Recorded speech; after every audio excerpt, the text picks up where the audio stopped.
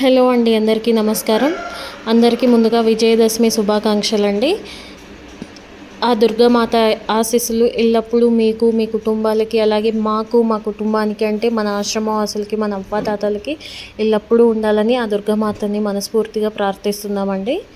అలాగే ఈ దసరా పండుగ నాడున మా కదిరి సైడ్ అయితే ఎవరైతే పెద్దవాళ్ళు స్వర్గస్థులు అయ్యి ఉంటారో వారికి బట్టలు పెడతారండి ఇవాళ, వాళ్ళ ఆశీర్వాదం కొరకు.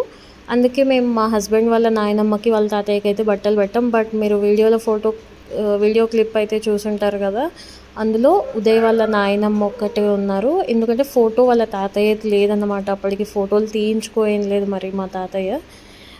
అవ్వ ఫోటో పెట్టి తాత పేరు మనసులో అనుకొని పెట్టామండి.